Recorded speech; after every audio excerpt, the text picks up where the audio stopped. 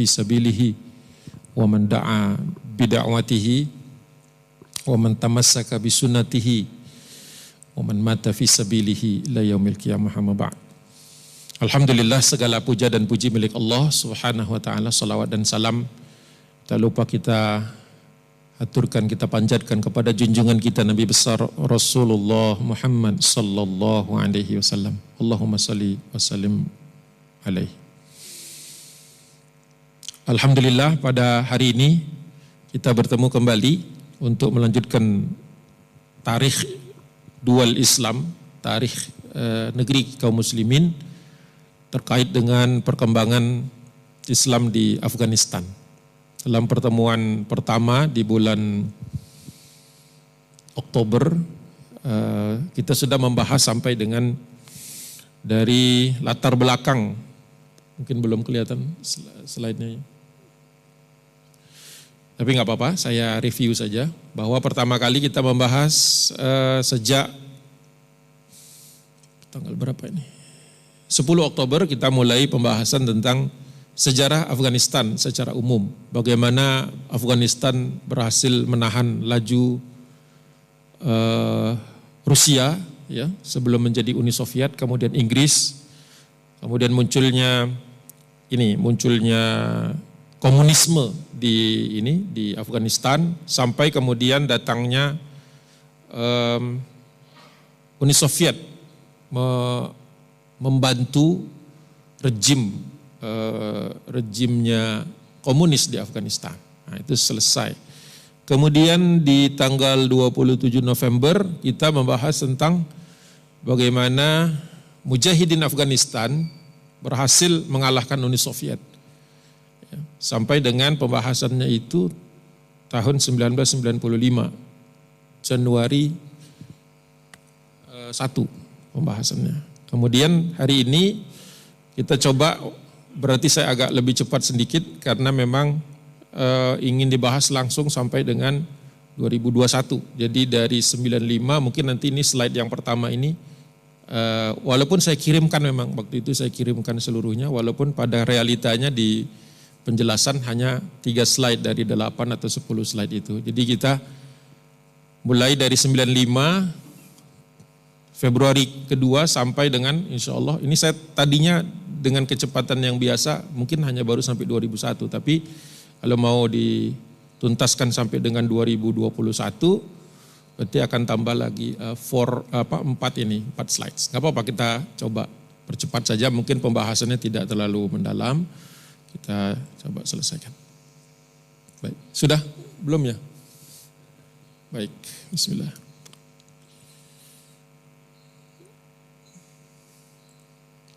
Ini saja mungkin supaya cepat pembahasannya. 1 slide saya tampilkan dulu semua, nanti baru saya bahas. Nah, dari tahun 95 bulan Februari sampai dengan 95 bulan September, di 1 tahun itu saja terjadi banyak perubahan mendasar, yaitu perubahan kekuasaan wilayah di Afghanistan itu berpindah tangan dari Mujahidin Afghanistan yang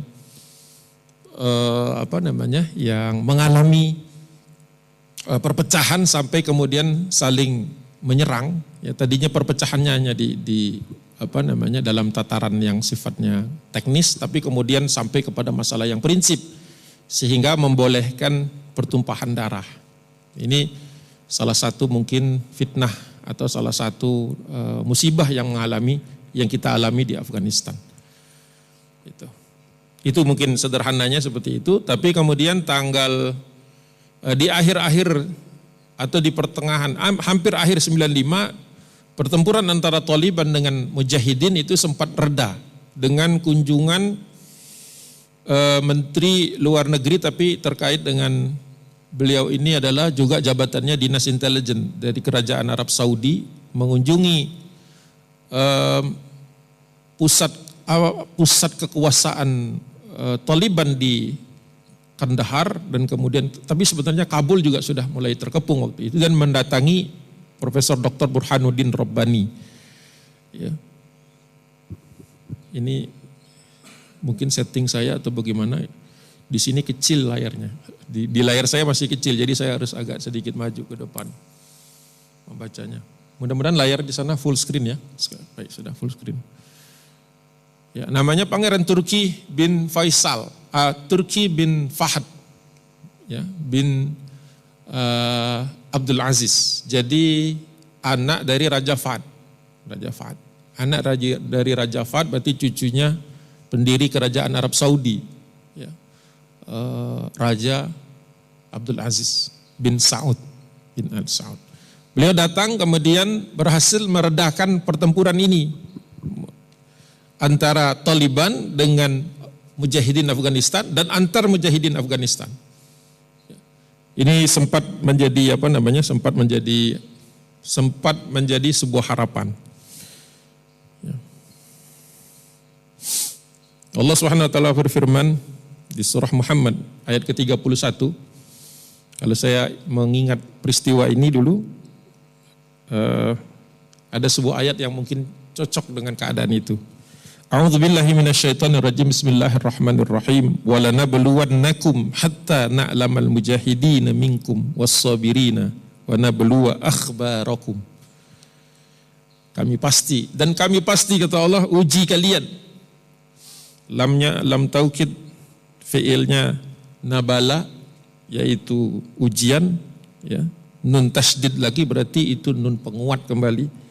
Jadi ada dua huruf di situ yang berarti menekankan bahwa ujian itu pasti dan pasti datang. Jadi tidak berhenti sekali saja. Jadi kehidupan kita pastinya akan mengalami banyak ujian. Kalau yang umum kan wala nabluwannakum bisyai'im minal khaufi wal ju'i wa naqsim minal amwali wal anfusi wath thamarat. Itu yang umum. Kami pasti uji kalian dengan sedikit rasa takut, sedikit rasa lapar, sedikit kehilangan harta, sedikit kehilangan jiwa, mati ataupun sakit, dan kehilangan buah-buahan, panen, sumber penghasilan. Wa basyiris sabirin, beri kabar gembira kepada orang yang sabar. Alladzina idza asabathum musibah qalu inna lillahi wa inna ilaihi raji'un, di ayat Al-Baqarah. Nah, tapi ini lebih spesifik lagi terkait dengan ujian orang yang berjihad di jalan Allah. Jadi berjihad di jalan Allah saja kita ada ujiannya, gitu.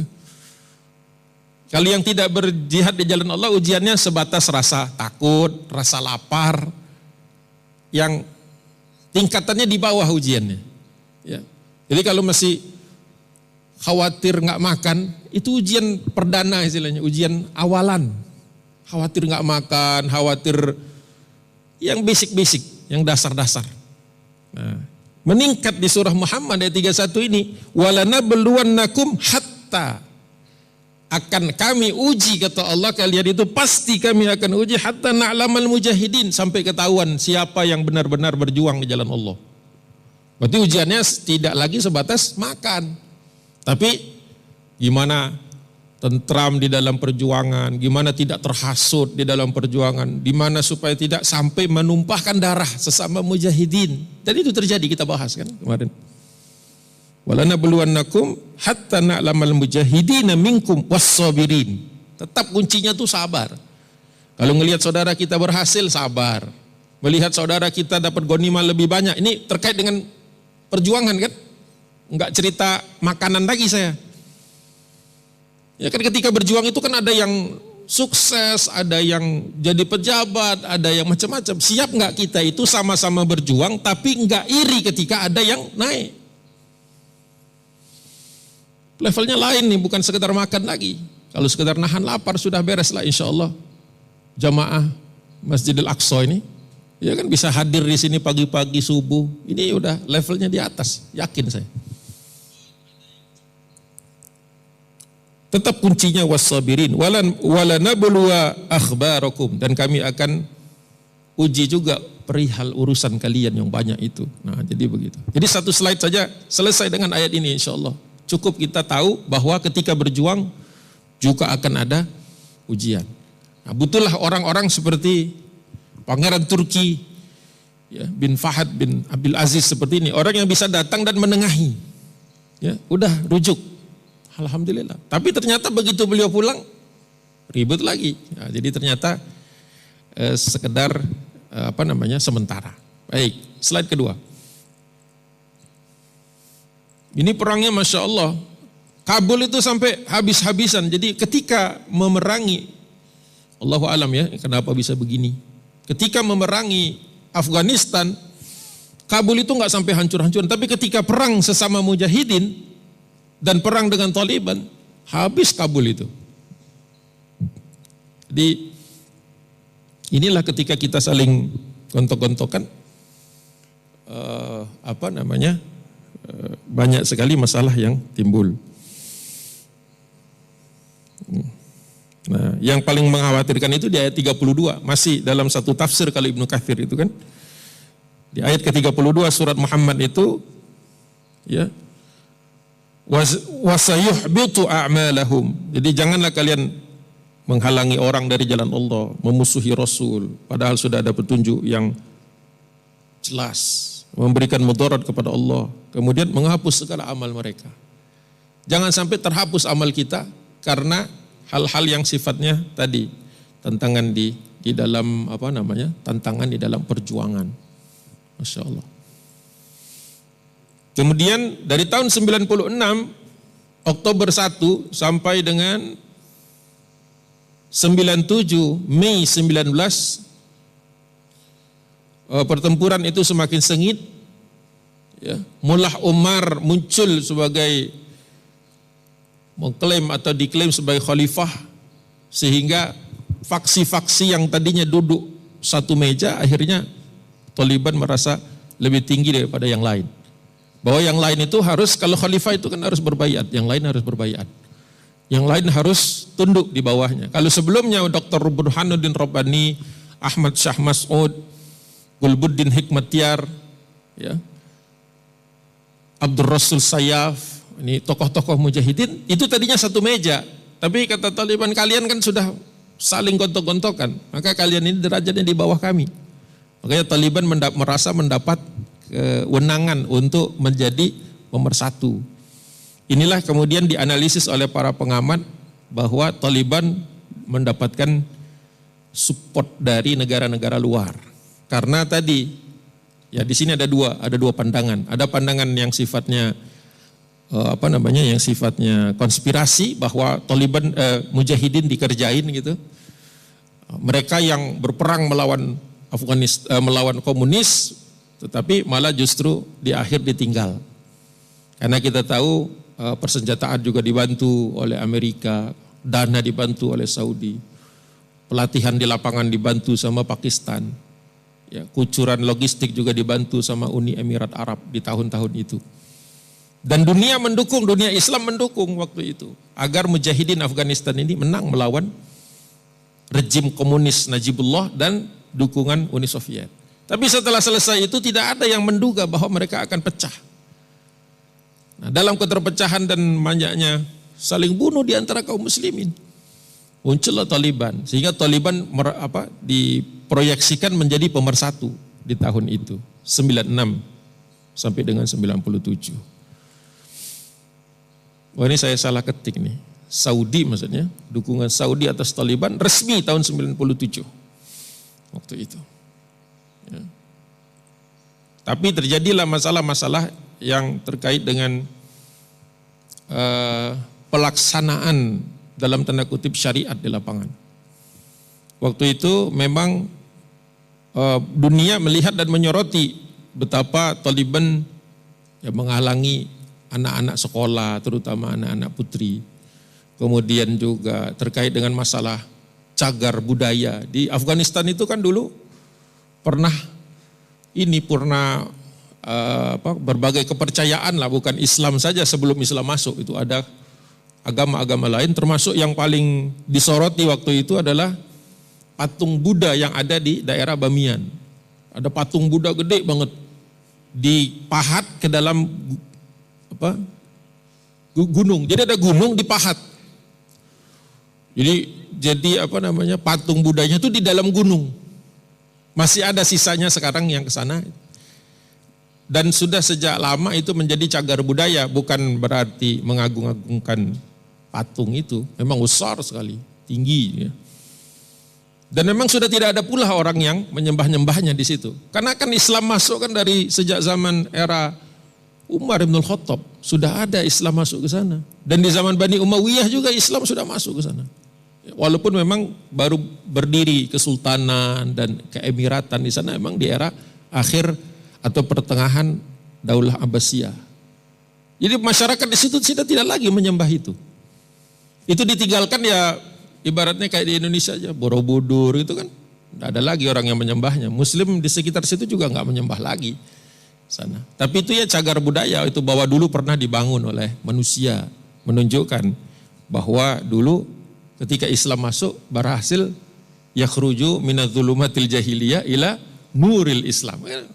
Bukti bahwa dulu pernah ada monumen ini, sekarang orang sudah tidak lagi. Nah, entah siapa yang memberikan instruksi, konon ini tidak bisa di cross check juga, konon Mullah Umar tidak pernah mengambil instruksi, menyuruh instruksi untuk menghancurkan berhala itu. Diledakkan itu kan, kalau foto ini kalau nggak salah tahun 2000 foto ini, karena baru ada bisa masuk ke sana memfoto itu. 2000-an. Nah itu sudah patah tangannya dan sebagainya, dibom, diletakkan bom, hancur. Itu sempat menjadi akhirnya rejim Taliban itu yang tadinya sudah mendapatkan dukungan beberapa negara, akhirnya negara menarik diri. Ya, ngeri karena menurut mereka ya menghancurkan relik-relik masa lalu ini ya bertentangan dengan hukum internasional. Ya. Itu. Apa jadinya kalau misalnya Spanyol meledakkan Masjid Cordoba gitu kan? Pastilah kita juga, waduh kok masjid kita dihancurin kan? Itu Spanyol tuh sempat beberapa kali di PBB mengatakan kalau tindakan ini tidak bisa dikontrol ya kami juga punya dong hak menghancurkan masjid-masjid yang ada di Spanyol itu. Nah, gitu. Jadi ya kita perlu melihatnya dengan kepala dingin. Kecuali memang itu patung disembah oleh orang-orang Muslim di Afghanistan, mungkin ada alasan untuk menghindarkan syirik. Tapi kalau sekedar meledakkan sesuatu yang secara cagar budaya, ya tentu saja kita mungkin hati kita kan sudah tidak lagi ya sudah menyembah Allah. Apa enaknya nyembah selain Allah kan? Kalau orang sudah tahu agama. Makanya di Indonesia dulu tahun 80-an juga pernah ada kasus-kasus pengajian-pengajian yang mencoba menghancurkan Borobudur itu stupa-stupanya itu 80-an. Ya itu hanya suatu candi gitu ya. Bahkan jadi sumber pendapatan masyarakat di sekitarnya, banyak orang mengunjungi Borobudur. Itu kan sempat tutup beberapa minggu, bahkan beberapa bulan. Ya, sesuatu yang mungkin mengambil dasar hukumnya dari ketika Rasulullah Fatuh Mekah menghancurkan berhala-berhala yang ada di sekitar Ka'bah gitu kan. Tapi itu berhala memang lagi disembah waktu itu. Makanya dihancurkan Nabi itu karena disembah. Habis itu sama Nabi SAW. Jadi mungkin itu. Nah inilah kemudian yang dikritik oleh para ulama juga. Ya, bagaimana mengambil hukum-hukum kan bukan sekedar tahu dalil gitu. Tapi bisa menyusunnya menjadi sebuah fatwa yang relevan dengan saat ini. Gak bisa diceplok di copy paste aja. Bahaya. Itulah ada pemahaman tentang fikih. Nah itu slide ini. Oke, saya kebut lagi dikit. 98, 2000, 2001. Nah, di 2001 terjadi 9/11. 9/11 itu peristiwa penabrakan gedung World Trade Center di New York oleh pesawat-pesawat yang diduga dibajak. Nah, itu yang tidak bisa sulit membuktikannya sampai sekarang karena orang-orangnya banyak yang fiktif. Memang katanya ada beberapa orang berpaspor Saudi, tapi dicek ada yang orangnya sudah lama mati, ini paspornya kenapa masih hidup? Ya rekayasa mungkin. Tapi ada juga teori yang mengatakan benar adanya. Gitu. Jadi memang simpang siur sampai di Amerika sendiri terbelah dua itu pendapat tentang peristiwa itu. Ada yang mengatakan ini adalah kembali lagi konspirasi, tapi ada juga yang mengatakan Saudi bertanggung jawab atas hal ini. Nah itu hubungan antara kerajaan Saudi dengan Amerika Serikat itu sempat mendingin, ya sempat goncang di tahun 2001. Nah masalahnya adalah ada yang mengklaim, ini yang repot ini. Yang mengklaim fotonya di mana? Di situ ada. Itu yang fotonya tengah atas. Siapa dia? Osama bin Laden dan Ayman Az-Zawahiri sebelah kanannya itu. Ayman Az-Zawahiri ini ulang sedikit saja. Itu adalah seorang jihadis di Mesir. Ya. Dia yang dia punya semacam jamaah yang sama juga ingin menghancurkan piramida. Piramid mau dihancurkan karena dianggap batil. Kembali lagi yang seperti ini kan bertentangan dengan pemikiran fikih dari keempat mazhab. Ya. Bahwa ya Mesir kalau memang itu piramidnya itu dianggap batil, itu mungkin di zaman Umar dulu kan pertama kali masuknya di zaman Umar mungkin sudah rata dengan tanah. Umar tidak pernah memerintahkan Amr bin As sebagai wali pertama, gubernur pertama Mesir untuk menghancurkan piramid-piramid dan lain sebagainya. Karena di Mesir itu kan banyak sekali pemujaan terhadap dewa-dewa itu banyak, paling banyak Mesir itu mungkin di sana. Tapi tidak ada. Selama zaman Umar sampai dengan Bani Umayyah itu kan sahabat masih hidup. Sahabat-sahabat masih hidup. Tidak ada perintah untuk menghancurkan ini dan itu. Padahal antara Fustat dengan piramid itu tidak jauh. Bisa kelihatan dari jarak sekian kilo bangunan besar itu. Tapi tidak ada satu perintah pun dari Umar hancurkan piramid-piramid. Nah, seperti itu. Nah, mungkin Ayman Az-Zawahiri ini kemudian ketika ketemu dengan Osama bin Laden yang mempengaruhi pandangannya. Kalau sebelumnya Osama bin Laden ketika berjuang di Afghanistan betul-betul ingin semata-mata karena Allah, semata-mata ingin membela kaum muslimin. Kan dia kan orang asli Saudi. Jadi dia berjuang di Afghanistan itu sebagai orang asing sebenarnya. Tapi waktu itu di Afghanistan siapa saja datang boleh. Karena apa? Butuh bantuan sebanyak-banyaknya. Orang yang siap berperang melawan komunisme dan Uni Soviet. Nah, belajar di situ. Tapi akhirnya sampai kepada pemikiran tafkiri istilahnya. Ya. Ya. Jadi mengkafirkan. Ya. Takfiri itu mengkafirkan orang siapa saja yang berbeda dengannya. Ini paham yang paling membahayakan di dalam sejarah Islam itu ketika kita dengan gampangnya mengkafirkan orang. Padahal Rasulullah memberikan aturannya jelas. Ya, harus kelihatan betul orang itu betul-betul dia meninggalkan Allah, menjengkutukan Allah. Ya. Ini kadang-kadang perbedaan pendapat saja, padahal mungkin perbedaan pendapatnya itu sifatnya khilafiyah masih. Jadi kalau ulama berbeda pandangan, ya kita jangan coba-coba merasa lebih ngerti daripada ulama. Ya. Perbedaan pandangan itu biasa. Dalam fikih lagi, apalagi dalam fikih, dalam ibadah juga. Fikih itu mengurusi masalah ibadah juga dan muamalah juga. Itu. Nah, masalahnya terkait dengan 9/11 ini, Osama bin Laden menyatakan bertanggung jawab. Nah itu yang kemudian akhirnya dicari sama Amerika kan. Amerika memang lagi nyari-nyari nih. Siapa yang bisa bisa dikorbankan atau bisa dijadikan kambing hitam. Ya dia ngaku. Dan itu disebarluaskan di seluruh dunia sampai di Indonesia juga. Ya, akhirnya dicarilah dia, dicari-cari di mana dia bersembunyinya. Ya, didakwa dia bersembunyi di Afghanistan di bawah perlindungan Taliban. Nah, itu dari 2001, 2002, 2003, 2004. Nah, sampai munculnya kita lihat di sini perbedaan-perbedaan tersebut menjadikan Amerika Serikat akhirnya mengultimatum karena tidak juga diindahkan oleh Taliban. Ya, padahal Taliban ini dulu ya disupport sama Amerika naiknya. Jadi akhirnya diserang, dibom, ya, diserang besar-besaran oleh Amerika Serikat. Afghanistan itu sampai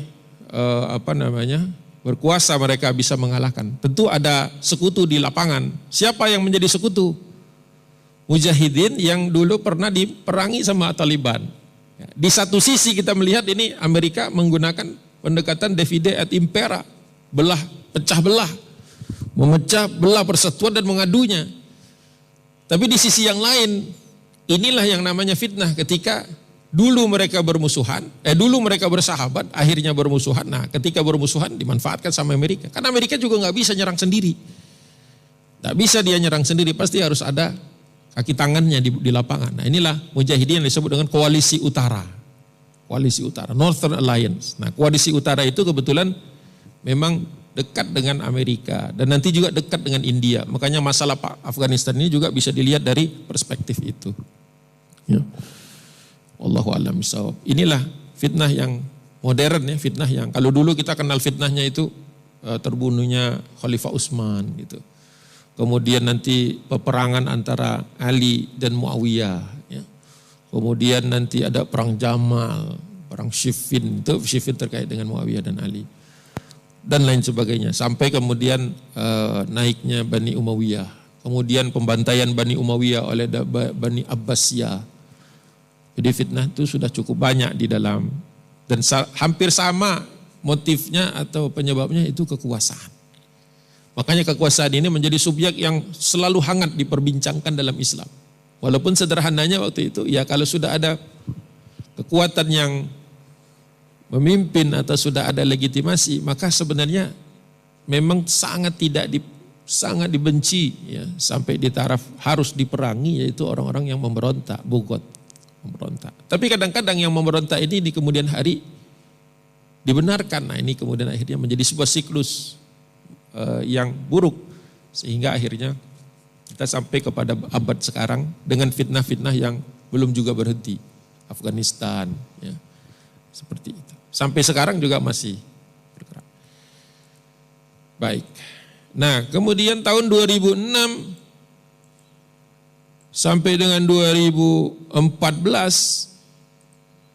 mundur kepanjangan. 2014 ini berarti setengah. Ini 2014 juga tanda mulai kembalinya Taliban.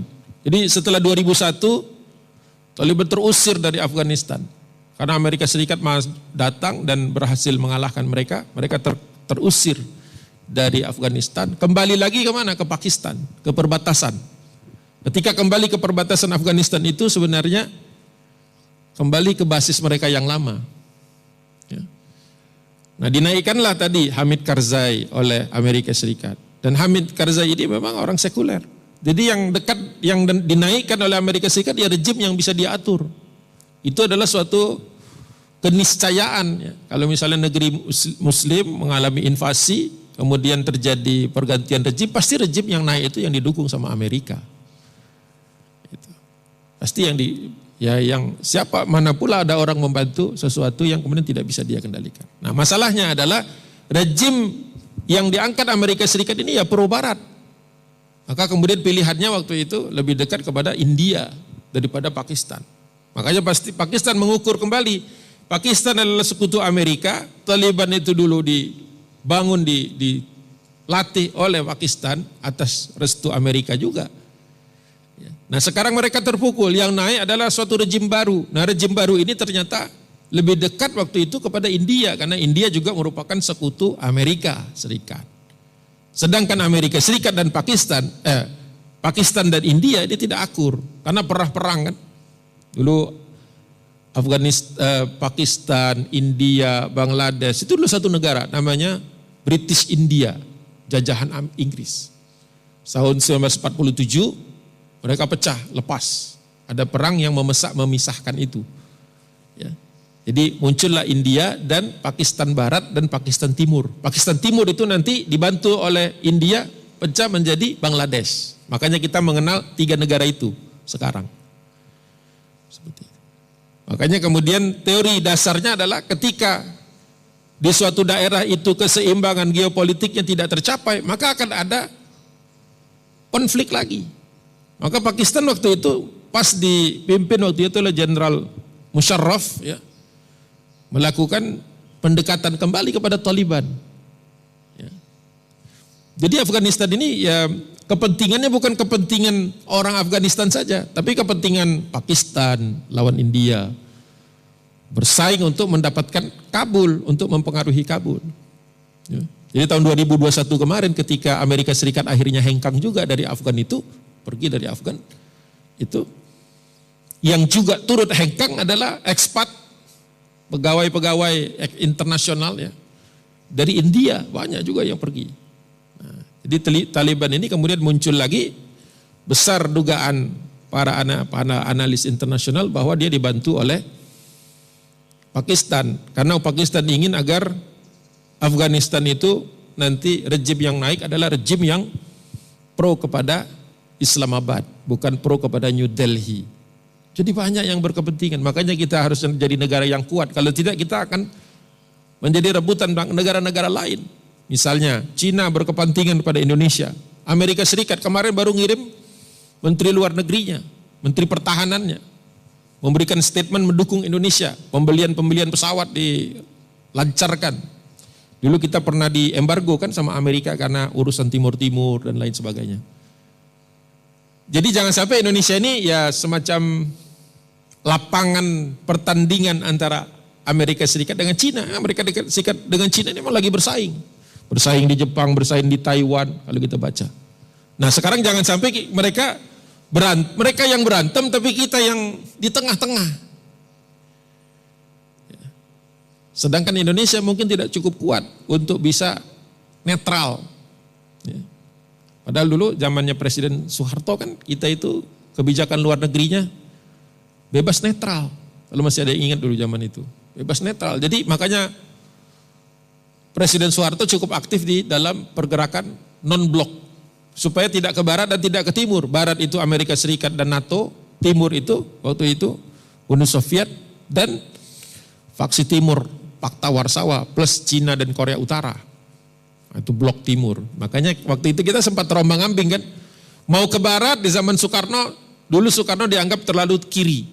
Maka nggak dikasih bantuan. Padahal waktu itu kita mau membebaskan Irian Barat, dulu namanya Irian Barat. Dapat bantuannya dari mana? Dari Uni Soviet.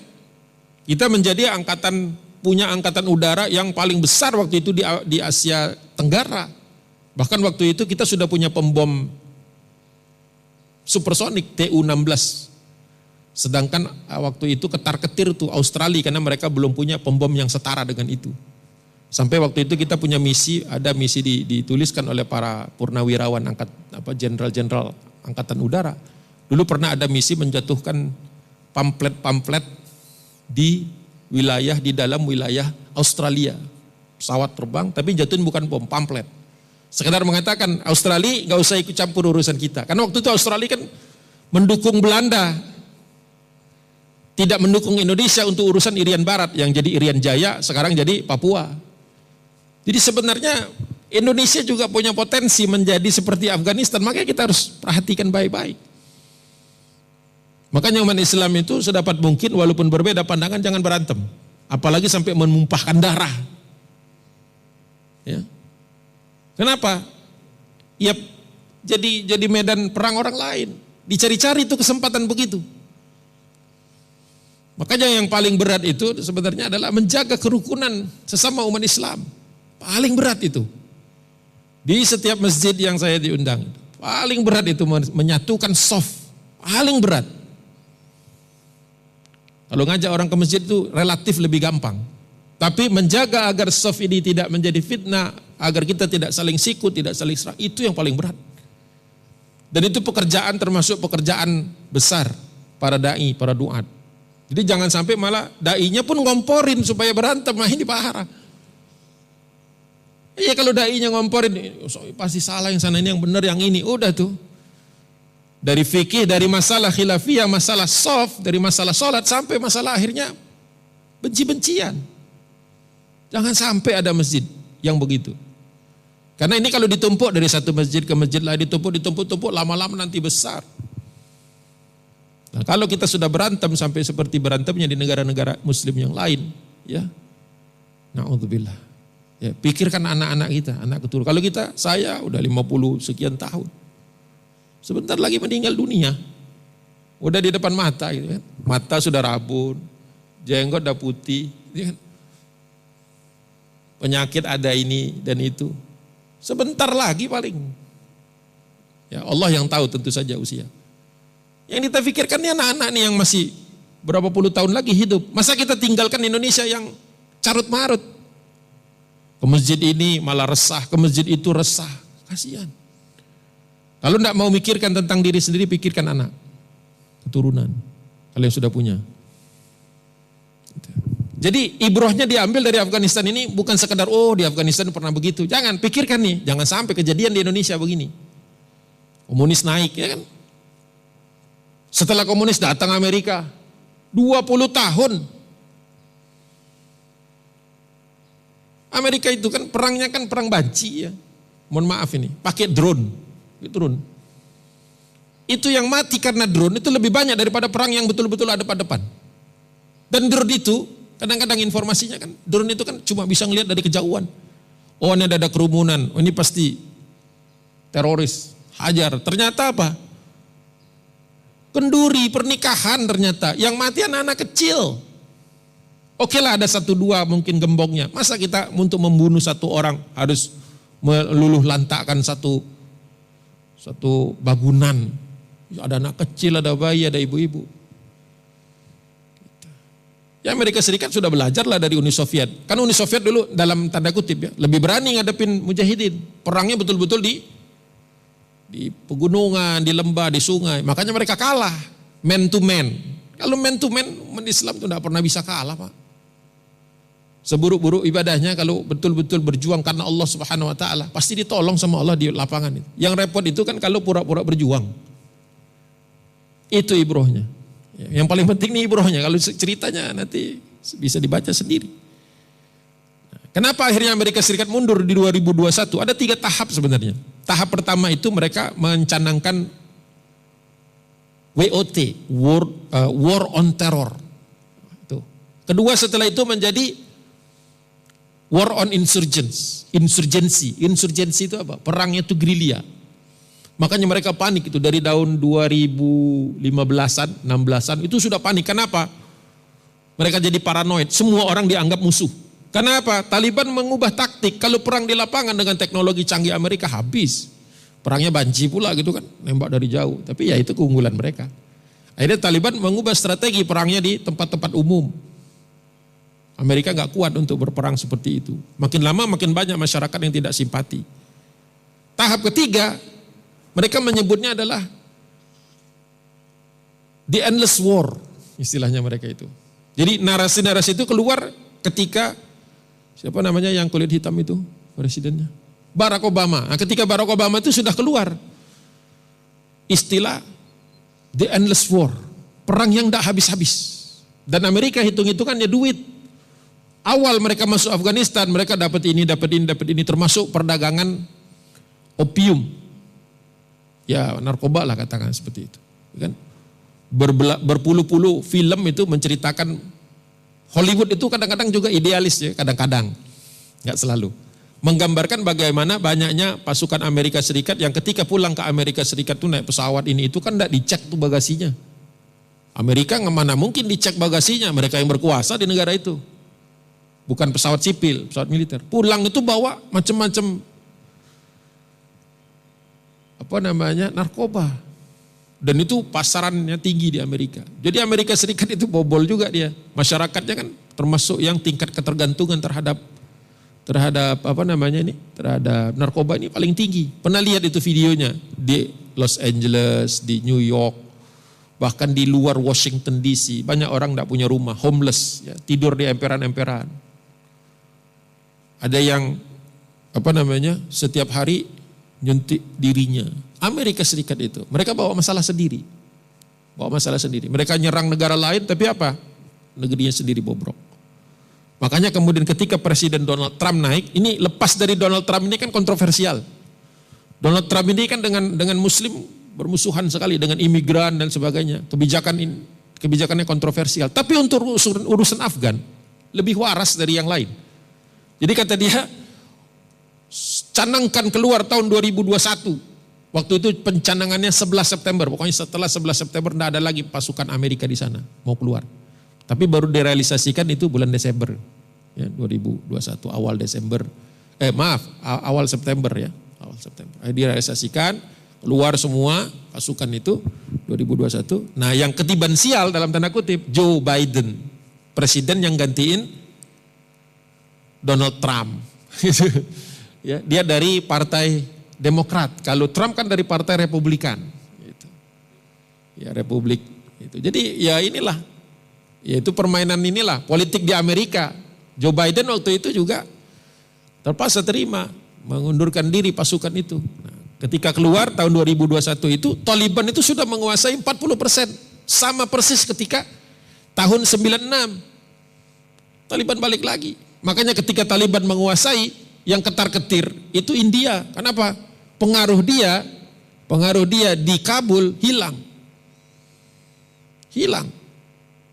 Yang menggantikan adalah Taliban, dan Taliban waktu itu bangkit kembali untuk kedua kalinya dibantu oleh Pakistan. Amerika Serikat merasa kecolongan. Karena Pakistan ini kan sekutu, tapi kadang-kadang bermusuhan juga. Karena Washington itu kadang-kadang senang sama Islamabad, tapi lebih senang lagi dengan New Delhi. Ya Pakistan gak mau dikorbankan, karena mereka punya perbatasan. Kalau India kan gak punya perbatasan dengan India, dengan Afghanistan. Begitu, jadi pusaran politiknya terus bergerak. Ya, banyak yang mengatakan bahwa Afghanistan ini menjadi Vietnam kedua bagi Amerika. Amerika kan di Vietnam itu juga, kalau dia datang ke sana untuk membela rejim demokrasinya ya, rejim ini, Nguyen Von Diap dulu namanya itu, Vietnam Selatan yang demokratis. Tapi akhirnya kalah juga dengan Vietnam Utara kan, dengan Ho Chi Minh, kalah juga dia. Kabur juga itu dari Saigon, keluar juga, itu juga buru-buru juga keluarnya, pakai helikopter segala macam. Banyak orang yang tadinya antek-antek Amerika kan ketinggalan, itu dibantai sama komunis, dihabisi mereka, karena dulu dianggap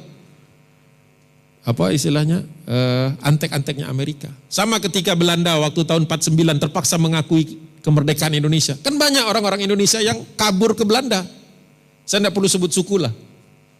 Mayoritas dari suku-suku tertentu. Pulang ke sana ikut. Banyak fotonya, ceklah di Google. Foto-foto cari dari arsip resmi Belanda. Ada foto-fotonya. Orang-orang seperti kita wajahnya bawa ini, karena kalau yang hebat-hebat naik pesawat pulangnya setelah tahun 49 Desember itu. Tapi kalau yang kiri-kiri, yang prajurit-prajurit bekas kenil gitu segala macam, naik kapal laut. Sampai di sana nggak ada rumah. Pas sampai sana musim dingin. Itu aja sudah. Jadi mereka lebih cinta kepada Belanda sampai mau pindah pulang bersama menirnya ke sana ketimbang tinggal di Indonesia yang menurut mereka tidak layak untuk merdeka. Ada sebagian bangsa Indonesia yang mengatakan Indonesia tidak layak merdeka. Padahal kita sudah proklamasi tahun 45. Belanda itu belum puas, perang dulu 2 kali sama kita.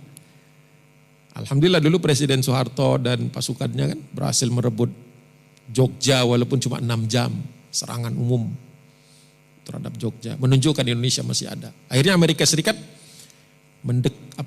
mendesak Belanda untuk mengakui Indonesia. Tapi ada cerita di belakangnya itu. Kita tetap bayar loh ya. Banyak yang gak tahu ya, Indonesia itu bayar merdekanya itu. Tahun 49 itu salah satu klausul yang dibenci sama Muhammad Hatta, wakil presiden, adalah kita harus membayar indemnasi. Loh, Belanda ratusan tahun menjajah kita, tapi ketika dia hengkang tahun 49 dia bilang, kalau kami memang harus disuruh mengakui Indonesia ini, semua perusahaan Belanda itu harus dibayar, balikin. Perusahaannya teh, karet, gula, banyak kan yang lain, kalau di Bangka Belitung itu timah dan sebagainya, itu harus dibayar. Kata Amerika Serikat, gampang lah nanti kami yang bayar. Amerika Serikat baru menang perang kan, Perang Dunia Kedua, nanti gampang dibayar. Oke, tanda tangan. Ternyata setelah mereka mengakui, kata Amerika enggak ada duitnya. Belanda kena kadalin juga itu, dikadalin juga. Tapi masalahnya ya Amerika yang ngadalin, kita yang bayar. Kata Belanda, kalau begitu kami mau cabut ini pengakuan terhadap Republik Indonesia. Akhirnya lobby lagi memang angkanya turun, tapi tetap besar. Baru selesai dibayar itu di zaman Presiden Susilo Bambang Yudhoyono. Banyak yang nggak tahu. Saya sendiri kepada Pak SBY beberapa kebijakannya nggak setuju. Tapi untuk urusan dia ngelunasin, kita itu baru lunas, bayangin untuk merdeka kita harus bayar. Belum banyak yang tahu kan, saya yakin banyak yang gak tahu. Sekalipun usianya di atas saya. Saya yakin banyak yang belum tahu, karena data itu gak selalu diangkat. Nah itu kalau mau pembahasan next. Indonesia itu merdekanya gimana sih dulu? Kok merdeka tapi punya utang? Presiden Soeharto mau melunasi tapi waktu itu keburu beliau jatuh. Sudah mau lunasi sebagian. Nah, kalau Soekarno dulu mengatakan kita punya uangnya. Gitu. Tapi ternyata uangnya dicari-cari nggak ada. Indonesia ketiban sial. Yang janjiin Amerika, yang bayar kita. Itu rahasia umum. Nanti saya tunjukin referensinya. Jadi ya sudah habis ya waktunya ya. Baik, saya langsung simpulkan saja bahwa Amerika Serikat akhirnya ya mengalami Vietnam kedua. Di bawah Joe Biden, kesian banget. Ini kan foto yang sempat viral kan ya. Itu pemuka-pemuka Taliban duduk di meja bekas presiden yang hengkang. Ya, yang didukung sama Amerika juga. Gitu ya. Nah, jadi mereka duduk di situ. Ya memang kata orang nggak pantas katanya. Ya itu kan mata kita, mata mereka pantas-pantas aja. Ini negara-negara mereka, suka-suka mereka. Pakaian memang beda sama kita. Jenggotnya panjang-panjang gitu. Tapi untuk standar Afgan itu normal. Ya kita tunggu saudara-saudara kita di Afghanistan ini kan baru tahun 2001. Ya Indonesia saja 4 tahun baru benar-benar bisa berdiri. Ya kasih 4 tahun juga lah. Mudah-mudahan Allah arahkan, Allah jaga sehingga tidak menjadi kejadian tahun 2001. Ya kan? Ya mudah-mudahan nggak ngebom lagi gitu, sadarlah gitu bahwa banyak urusan sekarang, banyak kelaparan ya, banyak orang yang eksodus. Ketika pintu imigrasi dibuka berbondong-bondong orang mau keluar, ATM nggak bisa narik uang sekarang, lagi susah duit. Amerika Serikat lagi membukukan $2 juta uang orang Afgan. Di bank-bank itu dibekukan oleh Amerika. Jadi sebenarnya ngeri juga kita perbankan serba online ini. Duit banyak di bank, tahu-tahu nggak bisa diambil. Saya nggak nakut-nakutin ya, jangan nanti langsung ke ATM terus ngambil duit itu. Tenang aja kan, rezeki dari Allah. Rezeki bukan selalu uang. Tapi ya ini kan mainan Amerika. Ada $2 juta kalau misalnya itu dibekukan, dicairkan. Paling tidak Taliban ini bisalah bayar PNS-nya, kan banyak istilahnya pegawai-pegawai negerinya kan harus dibayar. Masa nggak dibayar? Ada yang sudah 6 bulan nggak dibayar. Jadi sudah nggak dibayar sejak rejim belum jatuh. Makanya lagi krisis keuangan. Apalagi ini musim dingin. Di Afgan dinginnya luar biasa. Kalau ada yang pernah ke Pakistan aja, di daerah utara itu, dinginnya luar biasa. Jadi sebenarnya kita, boleh nggak kita doakan? Boleh, perlu malah, wajib doakan sesama kaum muslimin. Jangan sampai kita tadi termasuk orang yang menghalang-halangi. Wasaddu an sabilillah.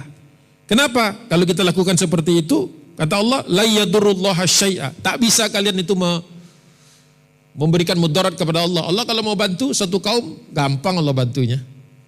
Tapi kita merasa kita bisa gini dan gitu, hati-hati. Karena wasayuhbitu a'malahum. Jangan sampai kita terhapus amal-amal. Karena kita ngalang-ngalangin orang lain untuk membantu kaum muslimin. Ya, jadi sikap kita kepada negeri kaum muslimin itu harus, ya mungkin kalau saya sebut toleransi takut keliru bahasanya. Tapi paling tidak kita itu punya istilahnya, tepo seliro, takut salah juga bahasa itu, kata boleh nanti. Apalagi bahasanya yang pas itu, punya sensitivitas kepada masalah kaum muslimin. Jadi jangan sedikit-sedikit dilihat dulu, Afgan itu apa sih? Pakai ditanya dulu, mazhabnya apa, ininya apa. Kalau mau bantu aja, itu gak usah nanya-nanya. Emang kalau dia agak berbeda sama kita kan Syafi'i banyaknya di Indonesia, banyaknya. Di sana mazhabnya yang paling banyak Hanafi. Emang gara-gara perbedaan mazhab kita jadi kikir? Aneh, gak pernah Rasulullah begitu. Sahabat, bahkan para tabi'in yang sudah ada mazhab waktu itu. Kalau zaman Rasul belum ada mazhab. Jadi sedih, menyedihkan. Wallahu a'lam bishawab, mudah-mudahan ini menjadi pelajaran bagi kita. Mudah-mudahan kita jadi semakin yakin bahwa memang masa depan itu ada di tangan Islam. Kaum muslimin memang mungkin belum pantas mendapatkannya karena ini dan itu, tapi mudah-mudahan Allah mudahkan insyaallah. Untuk kita juga mudah-mudahan kita tidak mengulangi kesalahan para mujahidin Afgan ketika mereka saling bermusuhan, saling membunuh ya. Mudah-mudahan bagaimana hukumnya, kalau ditanya begitu, bagaimana hukumnya? Serahkan kepada Allah Subhanahu wa taala. Karena bisa jadi itu fitnah, ujian. Kita mungkin tidak lebih tahu daripada mereka. Itu dari saya. Jadi sekaligus berarti tuntas kajian tentang Afghanistan ini gitu ya. Nah, kalau kita ketemu lagi kita bahas yang lain lah. Gitu. Selesai 2021, walaupun sebenarnya nanti mungkin ya 2-3 tahun ke depan kita analisis lagi apa yang terjadi dari 2001, 2022, 23, 24 misalnya gitu. Mudah-mudahan ada titik cerah. Wallahu a'lam bishawab, al-haqqu min rabbik, Allahul muwaffiq ila aqwamit thoriq. Assalamualaikum warahmatullahi wabarakatuh. Waalaikumsalam warahmatullahi wabarakatuh. Alhamdulillah sangat menarik Ustaz ya, sampai 3 pertemuan tuntas juga kita membahas Afghanistan karena memang banyak pelajaran ibroh yang bisa kita tarik dari kisah tentang mujahidin Afghanistan ini Ustaz. Baik Bapak Ibu jamaah, mungkin ada yang mau ditanyakan? Pak Alfi udah ini.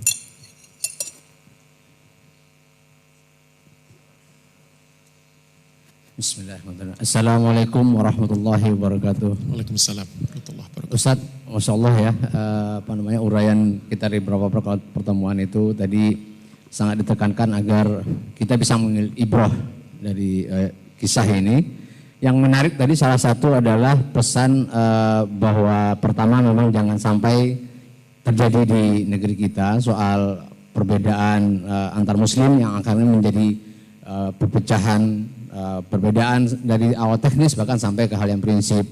Lalu lebih menarik lagi tadi dibawakan contohnya yang lebih konkret di masjid Ustadz, bahwa tadi disampaikan mengumpulkan jamaah atau menarik jamaah ke masjid insya Allah mungkin lebih mudah dibanding mempertahankan rapatnya shaf atau kesamaan shaf dalam mengelola masjid menjadi insya Allah pusat peradaban seperti itu Ustadz. Nah, dalam konteks pengurus masjid ini Ustadz, dalam konteks takmir, tadi Ustadz sempat mengingatkan bahwa yang lebih menyedihkan kadang-kadang sebagian dari guru-guru kita ya tanda kutip atau Ustadz justru menjadi penyemangat juga kadang-kadang potensi untuk berpecahnya di masjid itu Ustadz, dengan memaksakan atau melarang hal yang sesuatu yang ini tidak benar, ini tidak benar.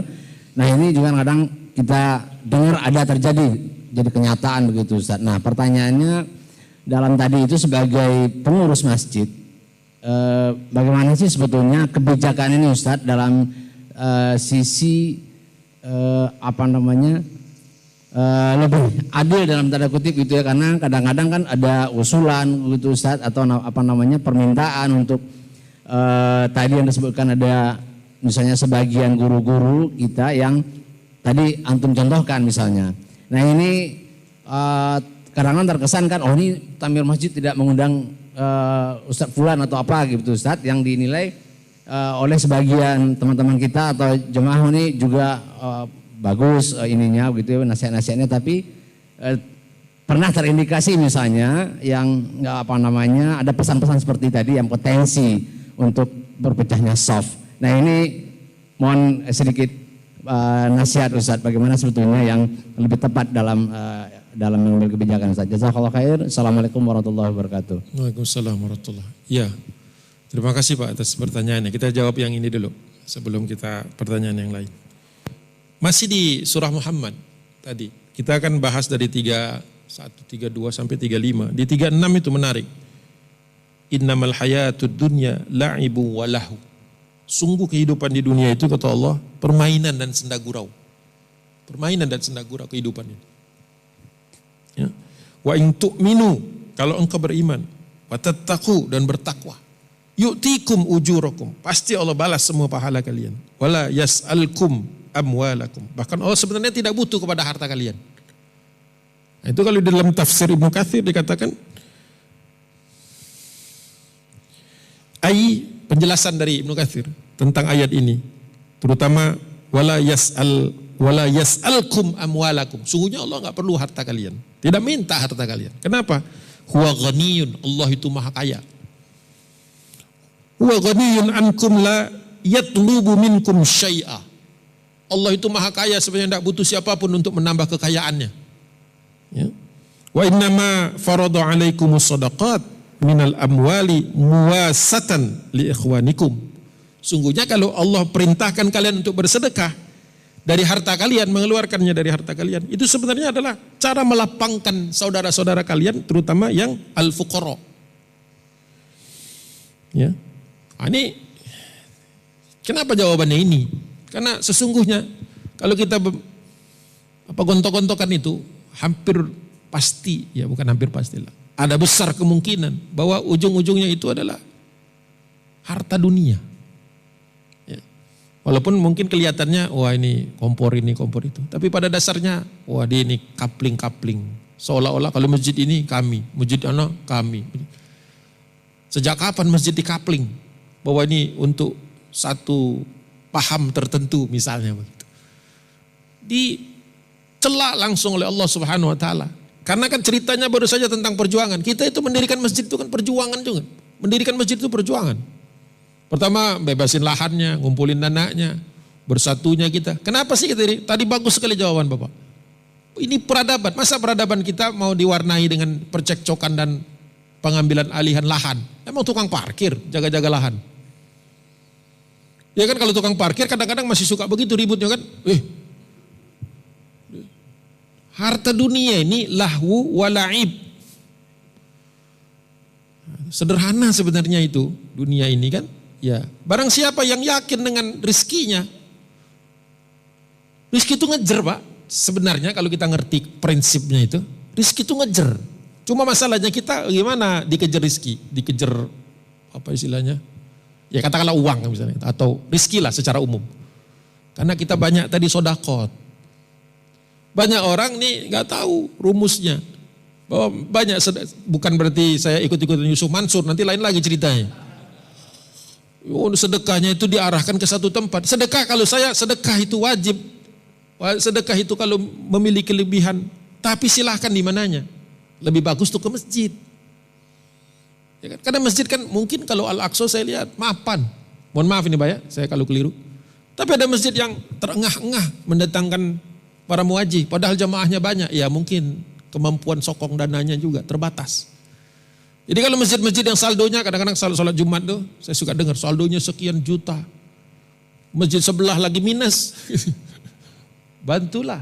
Karena kita mau kan pusat-pusat peradaban ini makin banyak. Orang tuh makin sering ke masjid daripada ke mall. Makin sering ke masjid daripada hura-hura. Itu maunya kita. Nah kalau orang jadi akhirnya ada alasan gak datang ke masjid. Kenapa? Kalau masjid itu ngomongnya itu melulu. Kalau gak salah lagi, keliru lagi. Gak ini, gak itu. Akhirnya orang malas ke masjid. Padahal kita bangun masjid supaya semua orang datang. Jadi pengurus ya memang harus cerdas juga menyelesaikan solusi. Apa kira-kira solusi dasarnya? Ya pertama sering-sering ada silaturahim. Ya. Masjid. Jadi ada silaturahim, ada keterbukaan, ada transparansi kegiatan. Mohon maaf nih saya bukan banding-bandingin ya, tapi saya juga ngisi di MRBJ di dekat sini kan, di BSD kan, di sektor 9 itu, MRBJ. Yaitu saya lihat juga ya berbagai macam kalangan yang diundang itu kan, jadi pembicaranya tidak dalam satu garis saja. Sehingga jamaah merasa terwakili. Oh ya, ada yang begitu. Dan bisa meredam permasalahan. Permasalahan ada, saya sering ngobrol-ngobrol gitu kan. Bahwa ada perbedaan pandangan. Tapi alhamdulillah ada upaya dari pengurusnya, saya kenal. Ya beliau, Pak Bambang itu luar biasa, besar hatinya. Walaupun dia kadang-kadang suka dikritik orang. Tapi Masya Allah, dia bisa merangkul banyak orang. Itu ya, saya sebut beliau. Karena ngobrol-ngobrol dengan beliau cukup panjang juga. Ustadz dulu begini-begini ya. Salah satu saya lihat adalah transparansi, dikasih lihat ini loh. Mereka kan punya banyak unit usaha di sekitarnya. Ya, banyak unit usaha dan mereka melaksanakan sistem wakaf gitu. Ya, sistem wakaf. Kemudian juga banyak bantuan dan sering membantu dan juga membantu masjid-masjid lain yang membutuhkan asistensi. Jadi menggandeng. Jadi kalau pengurus sudah seperti itu, udah ceritanya merangkul, bukan apa istilahnya? Lawan yang ngerangkul apa ya? Lawan yang ngerangkul. Nolak gitu ya. Nah, karena pada dasarnya semua kita ini mau kan. Siapa yang tidak suka dirangkul? Semuanya mau dirangkul kan? Itu.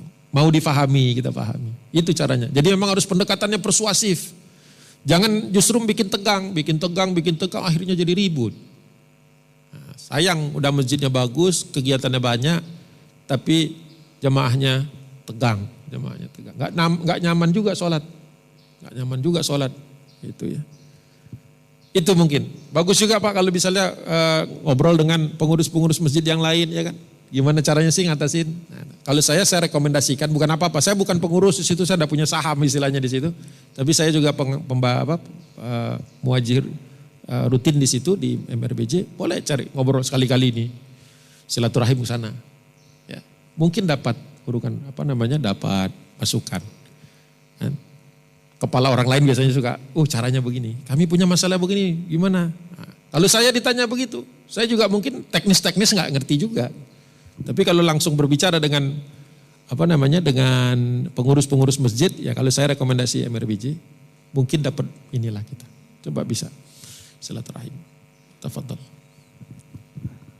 Baik, mungkin dari Pak Ardi.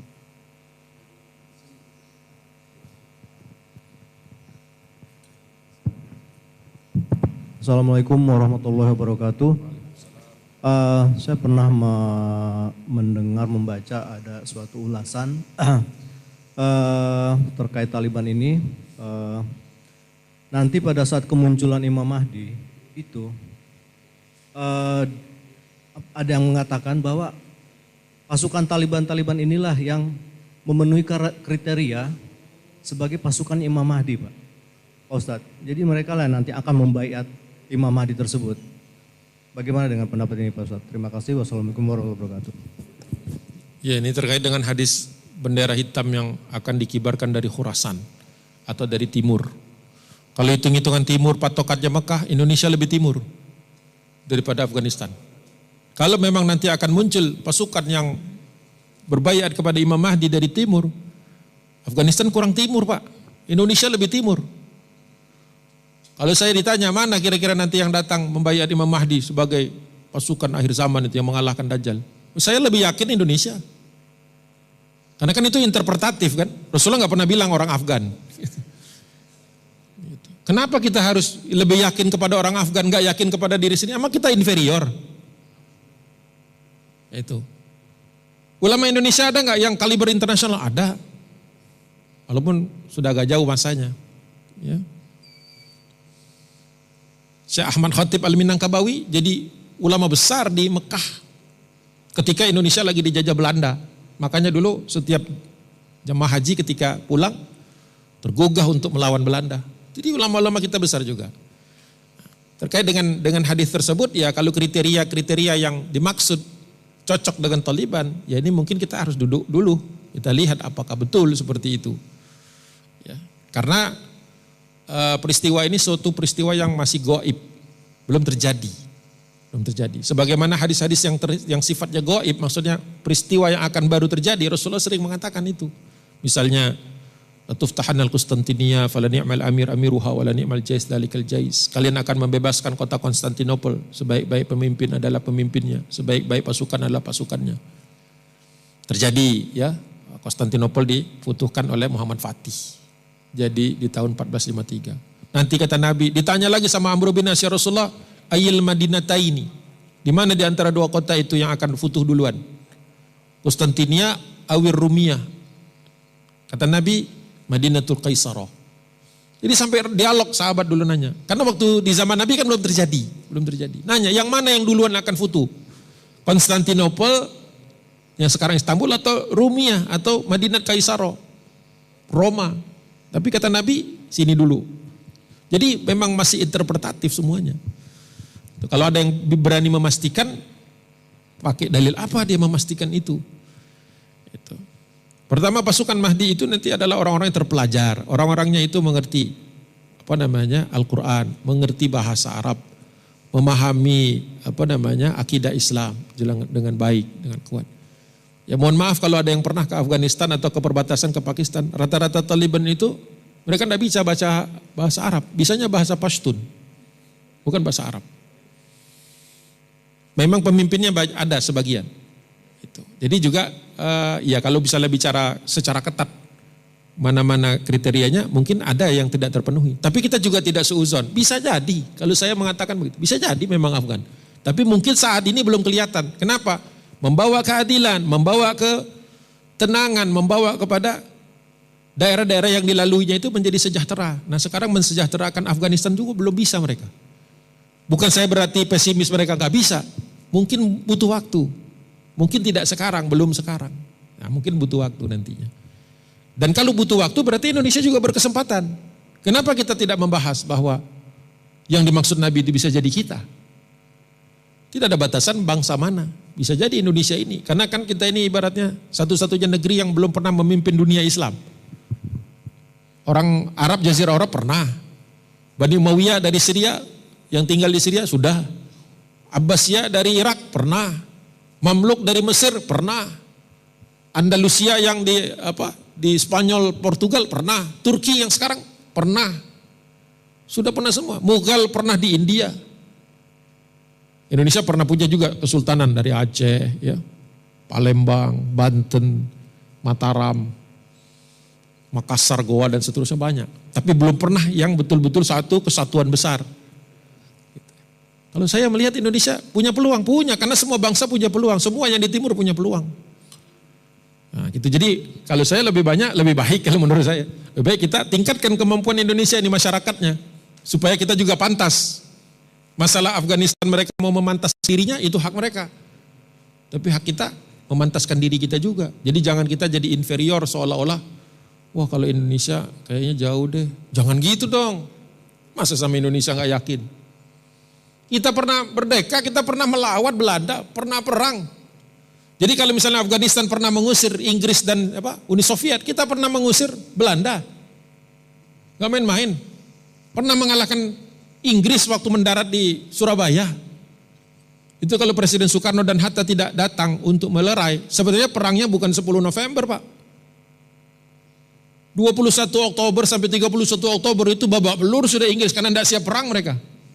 Makanya waktu itu area-area Surabaya termasuk Bung Tomo dan banyak tokoh-tokoh lain menyayangkan kenapa kita break perang nih tanggal 30-an Oktober. Karena mereka udah kejepit, tapi Presiden Soekarno dan Wapres Hatta mungkin punya pandangan lain. Pernah loh kita ngalahin Inggris. Gak pernah mereka mati perwira tingginya, Malabi jatuh di sini Indonesia 2. Jadi jangan juga kita terlalu rendah menilai Indonesia. Kalau menurut saya, kita harus bangga juga. Kita pernah ngalahin Belanda, pernah ngalahin Inggris. Kalau bicara perjuangan ya, nah, jangan. Nggak tahu kalau yang lain Amerika dan Cina kan belum kelihatan kita. Tapi mereka berusaha menguasai Indonesia. Mudah-mudahan kita kuat dan kita lawan. Masa kita nggak bisa lawan? Allahu a'lam. Baik Ustadz, ini ada satu pertanyaan dari jamaah yang menyaksikan secara online dari Bapak Syarif. Assalamualaikum Ustadz. Apakah konflik di Afghanistan ada peran dari Zionis juga? Ya, kalau bicara Zionis memang mereka selalu mengambil peluang ya nampaknya. Karena Zionis ini cukup dekat dengan India. India ini punya kepentingan di Afghanistan. Iya. Berdasarkan proksi, India punya kepentingan di Kabul, sedangkan India ini rejimnya Modi, Narendra Modi, nih BJP ini, Bharatiya Janata Partai Hindu ekstrim.